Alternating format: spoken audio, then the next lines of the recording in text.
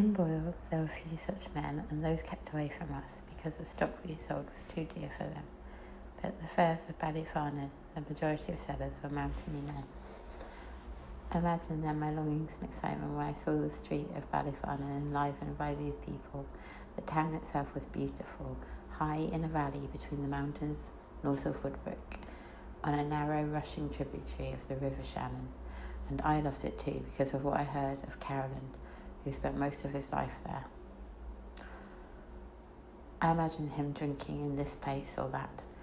Jimmy and I went to the sheep fair of Ballyfarnan to buy ewes as part of the new policy, if that is not too grand a name, of improving and enlarging the breeding stock that grazed on Usna.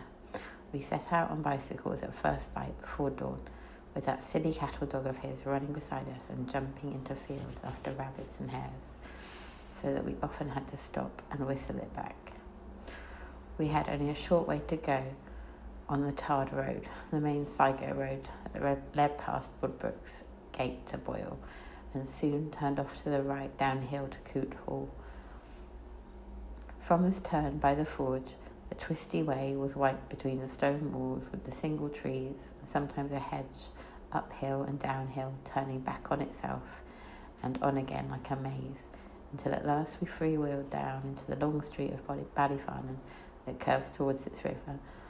If there were side streets, I forget them, and certainly if you looked through the few narrow archways on the east side, you saw fields and hills behind the houses.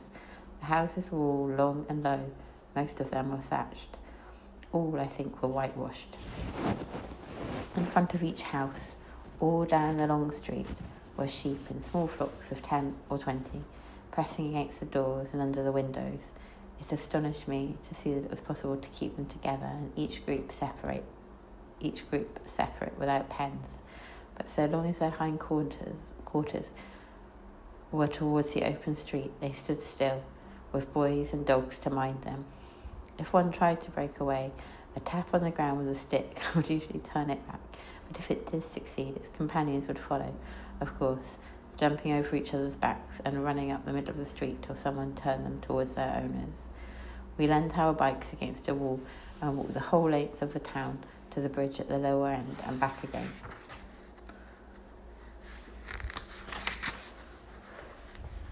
On the other side of the street, looking at sheep. I should have needed a notebook to remember a tenth of what Jimmy remembered.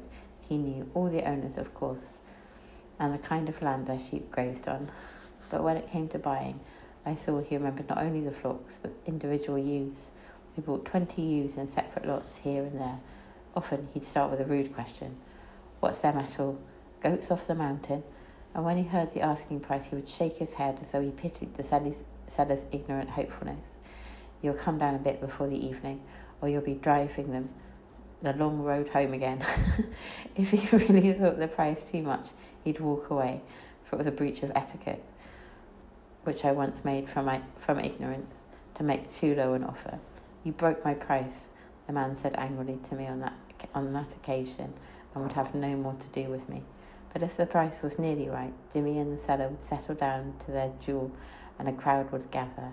At the height of the bargaining, Jimmy would hold out his right hand, and when the seller refused to slap it, walk away as though the deal was over. Someone, but never the seller, would call him back. There would be cries of, "Divide, divide," meaning split the difference that remained between them. And when that failed, "Can no one help them out?" A helper out would be chosen, and in those final minutes, the outcome depended on his persuasive powers. Having fixed on the price he thought fair, he would catch Jimmy by the wrist and pull him till he was near enough to catch the seller's wrist with the other hand, then try and clap their hands together. If their palms touched, the bargain was sealed. Neither would ever go back on it to change it, and only the luck money remained to be fixed, a much quicker and usually more light-hearted business. I have seen as much trouble taken over luck money as over the deal. The luck, or luck penny, is a bit given back by the seller to the buyer to make the purchase lucky. Its proportion of the price is roughly set by tradition. The buyer cannot fix it, but if the seller is mean about it, there is a quarrel. All payments were made in cash. I forgot which of us carried ours at Ballyfarnan, but I know I've never had so much money in my pockets as on a fair day, and it was astounding to watch dealers paying out hundreds of pounds in notes in the rain, or counting hundreds in a crowded bar.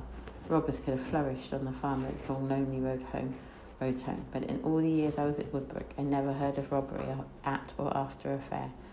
Buying was over by 11 a.m, and after a few pints we went to the eating house, a thatched one with small windows and a long, crowded table. It was raining a bit, but the door was open, and the light and talk and the girls that served us made it lively.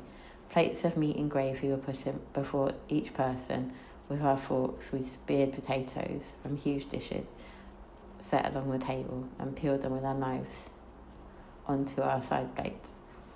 Irish cooking is said to be the worst in Europe, but I cannot remember it as good or bad, just beautifully filling. There was very little meat but unlimited potatoes, and I think the Irish do much better than the French. I think the Irish do much better than the French. But I did not care in those days. I was hungry. Then came the slow walk home, wheeling our bicycles at the pace of the flock we had bought.